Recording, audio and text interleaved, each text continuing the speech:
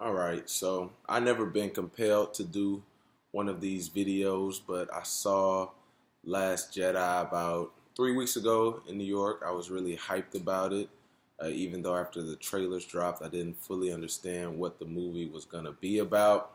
However, I went to see it. My girlfriend had to get like oral surgery, so I couldn't see it the day it came out, which was like the first time I had ever did that, but whatever. So I went to go see it on the 16th of December rather than the 15th. I was geeked. I was in New York City. I paid about $20 for a ticket, which was crazy. So once I got into the theater, I'd say about the beginning of the movie was really interesting, actually. It started out with some really good action. And then about like 5 or 10 minutes into the movie, it started getting questionable. But before I get into what I thought about the movie, I want to talk more about my history with Star Wars and why I even was hyped to see the movie in the first place. So I'm part of that generation who was born in '92, so you could say mid '80s to the early '90s, where they got to see the original trilogy before there was ever a prequel trilogy. So that was the case for me. I saw the original three films prior to George Lucas releasing The Phantom Menace and any of the prequel films. So I originally, started liking Star Wars because of, the themes that George Lucas had incorporated into the movies, such as the Force, good versus evil, lightsabers, all the symbols. I guess you could say like the space opera theme of it, to where they didn't have traditional music you would hear in movies, but an orchestra. All of these different themes throughout the films that made it really unique, and the symbols, all these different things that I really like. They even had like some really deep and prophetic lines throughout the movies, like from Yoda and Obi-Wan, that were really good. That just stuff within the movies that you could apply to life. So that's kind of what corralled me into the Star Wars world. And then of course, I started watching the prequel trilogies. They got a lot of flack because the story writing wasn't as good as the original trilogies, but the graphics were far better than anything within the original trilogy, even though some things were a little too digitally enhanced and they relied on CGI a little too much sometimes. But, overall, it still had the Star Wars feel. They brought in new worlds, new aircraft, all that different type of stuff. It was cool, It got a lot of flack, but I like the story of Anakin turning into Darth Vader. I thought it was pretty cool, I don't remember at any point a film going backwards like that in such depth, other than The Godfather Part 2, which is probably one of the best sequels ever. So fast forward to I want to go to 2015 first, when The Force Awakens came out. So that was the first shot Disney took at Star Wars, which, the general consensus is that it is a New Hope 2.0. An orphan in a desert world becomes a hero out of nowhere. Yeah, so that was pretty much the thing. And then they blow up a Death Star, or a huge Death Star, and then I didn't quite like that too much because it was bigger than the Death Star and it was more destructive. And then they had a bunch of rinky-dink pilots just blow it up like it was nothing. So it kind of took away from the significance of A New Hope, because Luke Skywalker was like this hero that the rebellion needed, because they couldn't do anything like that, like blow up the Death Star without him until he got there. So they kind of diminished the significance of Luke a little bit within that movie, but overall, it was pretty good. I thought J.J. Abrams did a pretty good job. The Rey character, I was on the fence about her, because I felt like, even her character diminished, the foundation of Star Wars a little bit, because, in the original trilogy, Luke had to train a lot with Obi-Wan and even Yoda to be able to do anything almost with the Force. Like it was hard for him to even get the lightsaber out the uh, out the ice when he was in that cave in Empire Strikes Back. But you know, in the Force Awakens, supposedly Rey had no training, and at the end of the movie, she's doing Jedi mind tricks. She's using the Force to get Anakin / Luke's lightsaber and pull it from Kylo Ren. So they did a lot of things that kind of diminished the original trilogy, but overall it was pretty decent. And then fast forward to 2017, they dropped the trailer for The Last Jedi. I think they dropped the first one like around April. I mean, they didn't really give us too much. Didn't really fully understand what the movie was going to be about, in my opinion.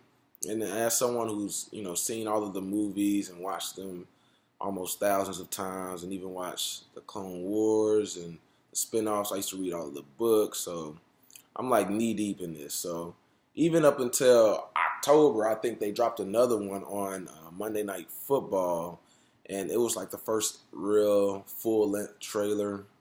And I remember sitting watching it. I had to watch it like 5 times. And even after that, I still didn't understand what the movie was going to be about. But it looked good. They had some really good images. The music. They had that cool line where Luke Skywalker was like, "This is not going to go the way that you think." I was like, oh, shit. So, I don't know. Fuck. I thought it was going to be pretty cool. So, went to see the movie. And Jesus Christ, it was it was pretty horrible. And I think I'm gonna start with I'll start with when Rey went up to Luke, and they kind of picked off exactly where they left off from The Force Awakens. I absolutely love that, because in every other Star Wars movie they pick up, roughly around 3 years after the last movie, in terms of the setting in the movie, not only just real time, but also within the movie setting. So I thought that was a little weird in itself.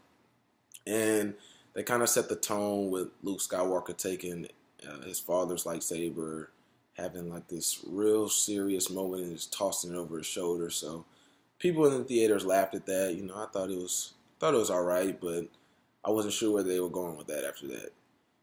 Soon after that, or maybe before then, Leia went full on freaking Superman in space. That was weird, because prior to then, they had never showed her having any real force power other than telepathy, where she could, sense things, and, kind of the primitive state of what the force actually is. So when Kylo Ren was acting like, he was going to kill his mom like he killed Han Solo, and then he couldn't do it, I thought that could be a good moment. I thought that they were going to play off that a little bit, because it would have gave him a little character development, because it would have showed some conflict within him.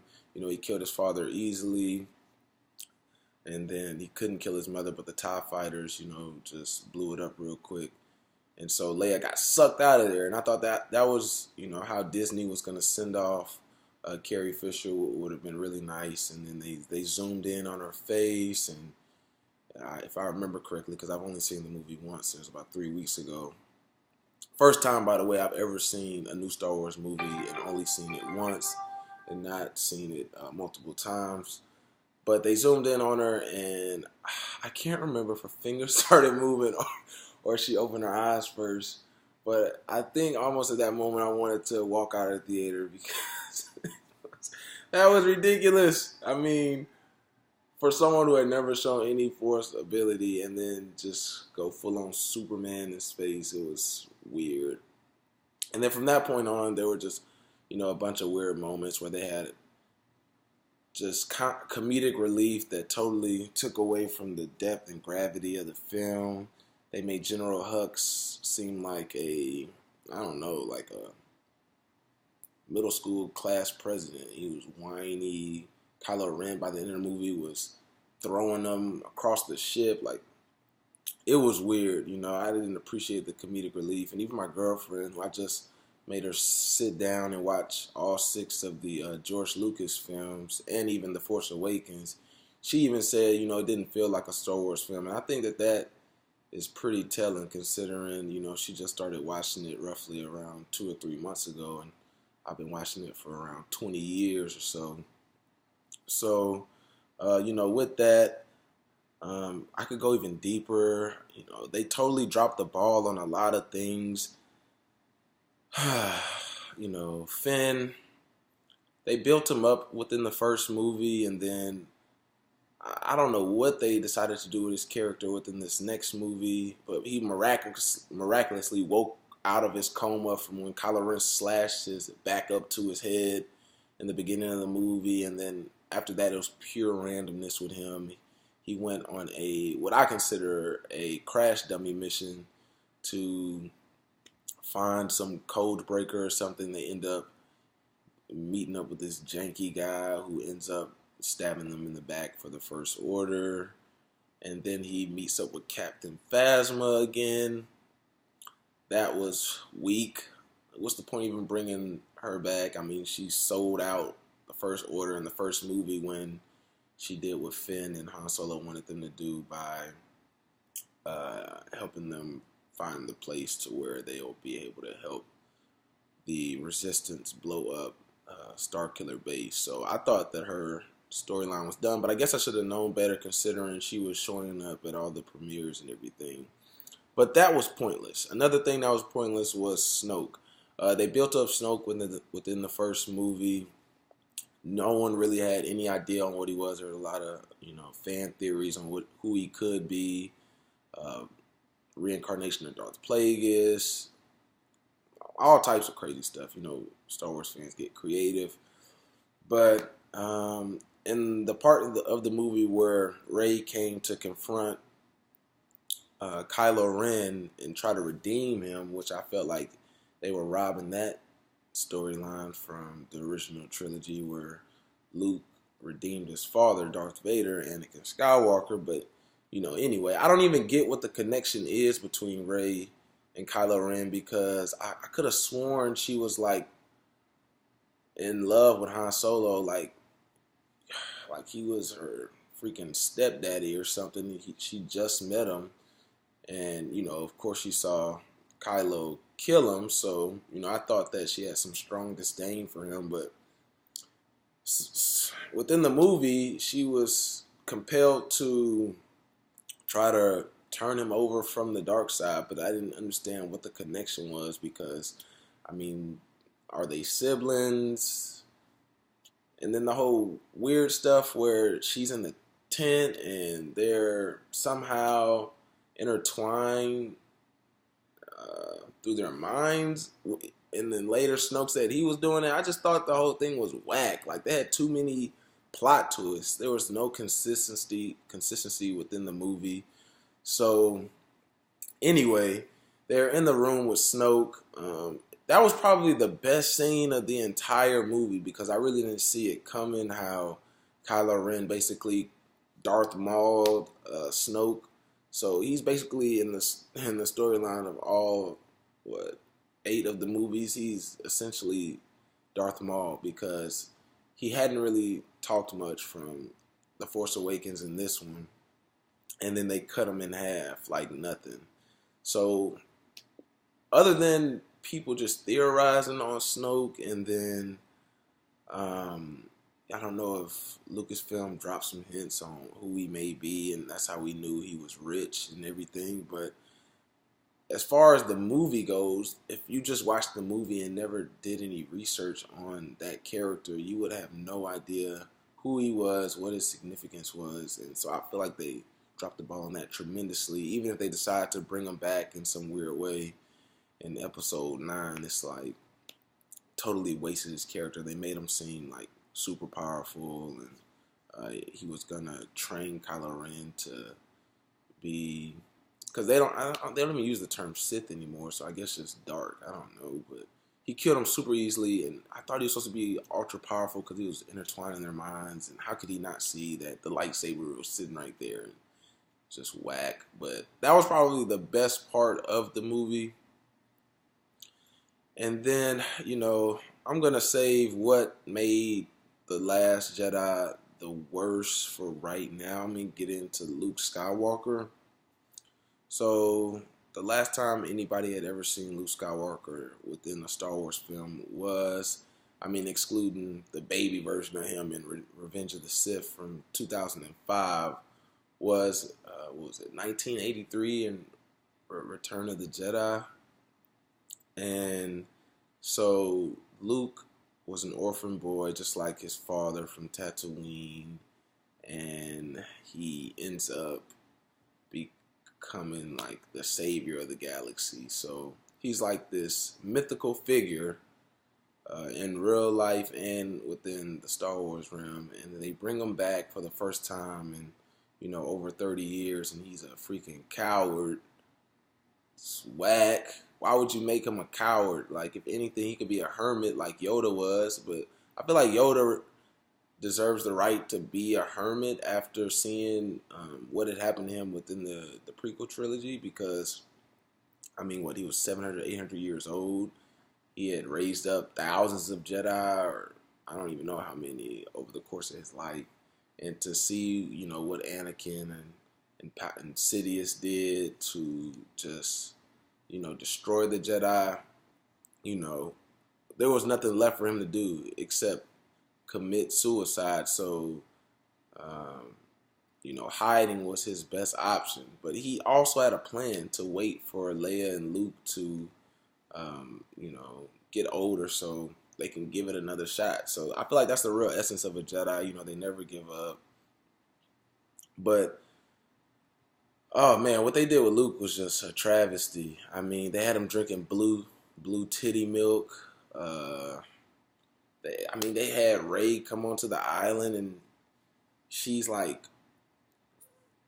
beating him up. Like, I just didn't understand. Like, they showed his X-wing under the water at Ahch-To, and they just didn't do anything with that. So that was almost no point of them even showing that, because I thought that, he was, by the end of the movie, he was going to come and save the day, which is how they built it up. And I was actually excited about that at the end, because I was like, okay, maybe this can redeem the movie, how Darth Vader showed up at the end of Rogue One and saved the whole movie.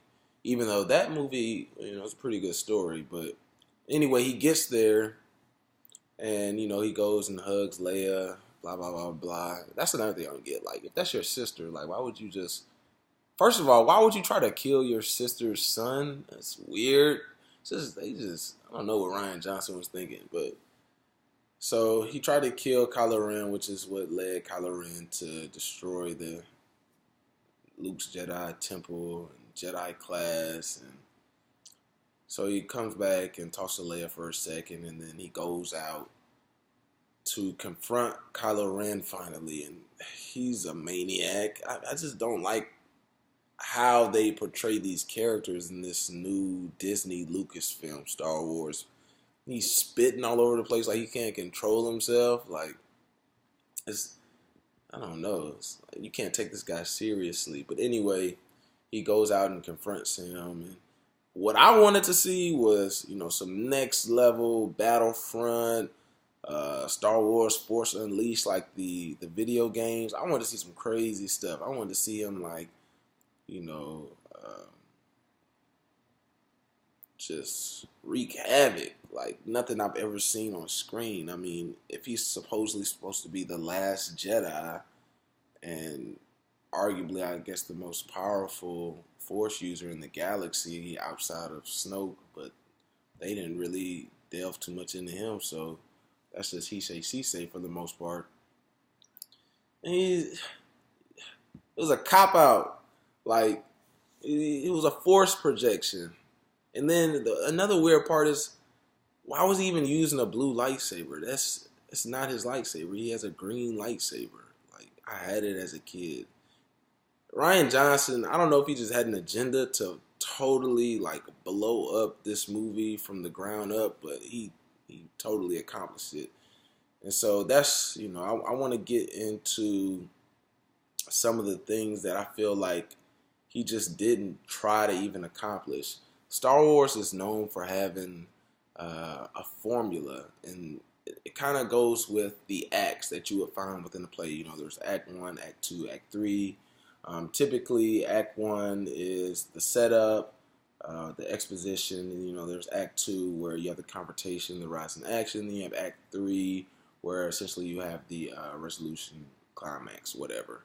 So Star Wars, for the most part, under George Lucas, had always followed that formula, and you could even argue that within the trilogy, each film was an act because it kind of came out that way. But I'll just point to the two best films, one from each trilogy. So I think that personally, Empire Strikes Back is the best film out of the original trilogy, and I think Revenge of the Sith is the best film from the prequel trilogy. So within Empire Strikes Back, they set up the conflict of Luke needing to get training for Yoda, and then Act 2, the confrontation or whatever, or the conflict is Luke's training with Yoda and, finding out he might not have what it takes to become a Jedi. He lacks patience and all these things that traditional Jedi have.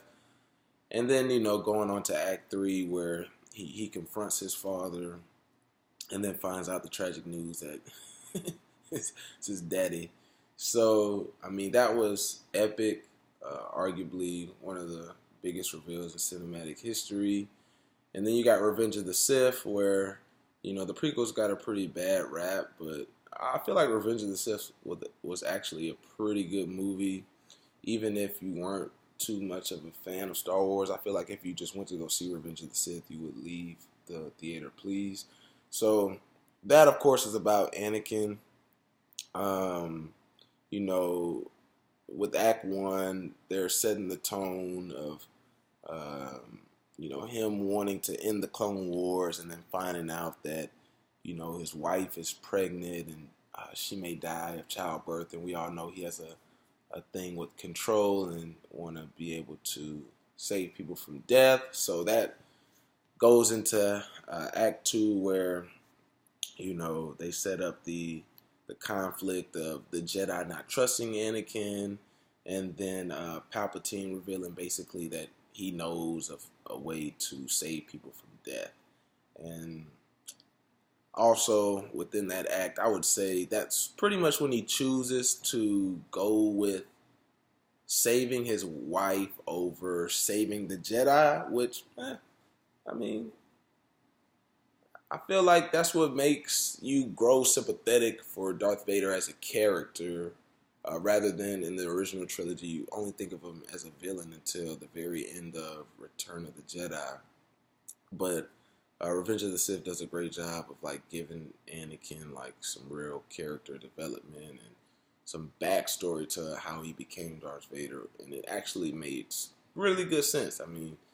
The dialogue was not as bad as the first two films, but still wasn't quite up to par to what the original trilogy was. But if you follow me, those two films, and you could think about what the other four are, follow that formula of having acts. And so The Last Jedi was just all over the place. They had subplots with Finn and Rose. Poe was running a mutiny. I didn't understand what was going on. And it's when I left the theater, I didn't know what I had to look forward to for the next film because essentially they didn't leave me with anything. Star Wars has always been about mentors, heroes, and villains pretty much. So we know the villain is Kylo Ren. I thought it was Snoke. He's dead, supposedly.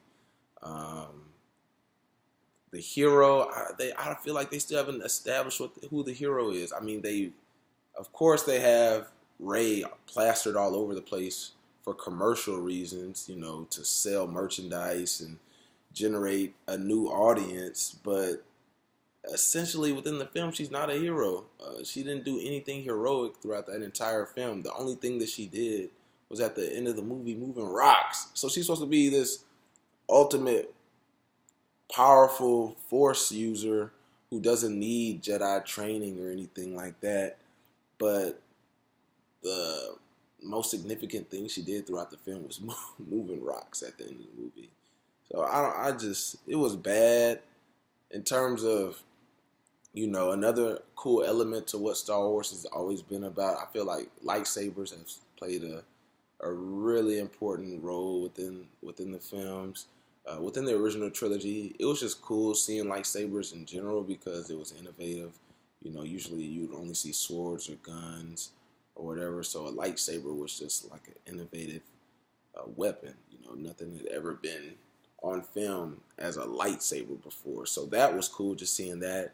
And then I feel like in the prequel trilogy, they took the choreography up to the 10,000th level because you could argue within the Phantom Menace with Darth Maul, Obi-Wan, and Qui-Gon Jinn, that was one of the most epic lightsaber duels.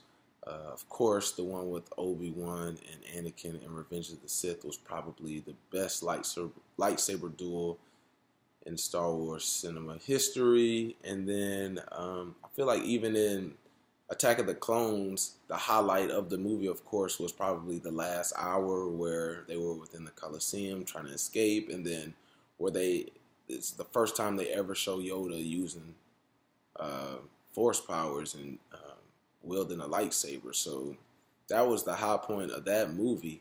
Within this movie, there was no climax. There was just action all the way throughout the movie. There was no build up. Luke did show up at the end, but in terms of what they've done before with lightsabers,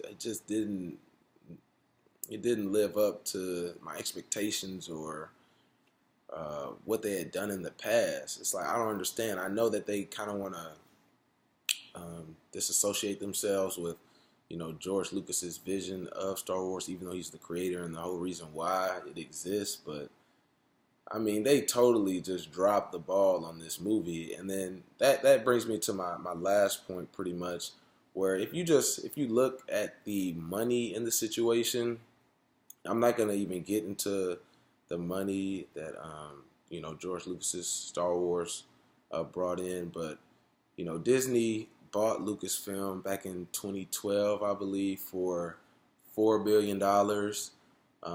Disney's probably already recouped that money, but from The Force Awakens, worldwide, they grossed $2 billion. And then domestically, I believe they grossed around $250 million the first weekend. So The Last Jedi grossed $220 million the first weekend. And now I just read an article from Forbes where they're saying it is scheduled to gross around $1.3 billion in entirety worldwide. So if you think about it, that's almost like a 40% drop off from the last film, which is probably one of the worst drop offs revenue wise in cinema history. So now, not only does Disney Lucasfilm have to worry about, what they were saying, the crazed fans were saying about the movie, to where you got the huge disparity between the Rotten Tomato score from the critics and the fans, because they kind of wanted to write that off so it wouldn't prevent people from buying more movie tickets. And I definitely think some of the writers were bought off by Disney, because there's no way a serious journalist would believe that movie was a great film, because outside of it just being Star Wars, it was just a bad movie. Like, I tried to think of it, because I couldn't see it again. I just can't. But I tried to think of it more of just a movie. I feel like The Dark Knight in recent cinema history is a great movie. Titanic is a great movie. Avatar is a great movie. Like, within the last, 20 years or so, those are the great films that have come out. And I'm probably forgetting a couple, but even if you go back, you got The Godfather, you have The Godfather 2, the original Star Wars, A New Hope. Those are just great films without having any context behind them. And so, if you just came to watch The Last Jedi without having any context, I think that you would leave the theater feeling confused because from point A to point B, which being A, the beginning, B, the end, nothing was accomplished. They were literally running away from the First Order the whole movie. They never got away from them. Their whole fleet was demolished for the most part. And Luke, who's supposed to be, they built Luke up in The Force Awakens they needed him to come and restore order in the galaxy and save the Resistance. And so they find him. Rey goes to him in this movie, and he didn't even do anything. He just, I don't know. I guess you could say it was a diversion, so the rest of the little resistance group could run away. But if that's so weak considering he's actually saved lives like within the original trilogy before a bunch, and now he just saves like it was like 10 people, like a diversion so they could get away, and then he wasn't even really there, and then he just why would you not just send him there if you're gonna kill him? And I'm talking to Ryan Johnson right now. Like if you're gonna kill off this character, Luke Skywalker, and they may bring him back as a Force ghost, but who cares? Why wouldn't you just send him there, like real life? A Force projection. First of all, it's the first time they ever done that, and then if you're gonna do a Force projection, you might as well make it look like sick, like unlike anything we've ever seen before. But no, all he does is a couple like, I don't know, like he bent backwards like it was the Matrix or something, and the lightsaber duel was weak compared to what I've seen within the prequel trilogy, and even Empire Strikes Back and Return of the Jedi. It's a total waste, man. And it's crazy because Kathleen Kennedy, who is the president of Disney Lucasfilm, I'm convinced now that she does not understand the core Star Wars audience, because of the fact that if you did, you would not come out and praise Ryan Johnson prior to the movie coming out, saying that we're going to give him his own separate trilogy away from, the Skywalker saga, which is, I guess, this is still considered a part of that. But if you're going to come out and say that he did so well in this film that he deserves his own trilogy, and then to have the backlash from this movie, how could you understand the core of your audience? You obviously don't. I just think Star Wars, they have to get their stuff together. They have to redirect. I know J.J. Abrams was supposed to direct the 9th movie or the third part of this new trilogy. I don't think he can save it because technically he didn't resurrect it to prominence from The Force Awakens. People were just going to go see it regardless because they were excited to see another Star Wars movie. So, I think they're in shambles. I don't know what they're going to do. But yeah, I just felt really compelled to make this video because I'm a huge Star Wars fan. I've never left a Star Wars movie out of the theater feeling like I got robbed, because I really did feel like I got robbed. I wanted to leave out probably 20 minutes after the film started because I couldn't believe the direction that they were going in, obviously. And, hopefully, I don't know what. I personally just cast this movie from my mind, and I just want to act like it doesn't exist. And because of that, I have to act like The Force Awakens doesn't exist, because they set up the storyline for this movie, and Ryan Johnson went in a totally different direction. And so because of that, he subsequently ruined The Force Awakens too. I mean, he absolutely destroyed the foundation of, what George Lucas had built. But yeah, he kind of ruined The Force Awakens too. So it'll be interesting to see, where they go from here. I may go to theaters to see the Han Solo movie that's supposed to be coming out in a couple of months, because Darth Vader's going to be in it. That's my favorite character throughout Star Wars, so they might get my money off that. But for Episode 9, I don't know. I might wait till that comes out on DVD, or I can get it on Apple TV or something, because I have no urgency to see the next chapter in this saga.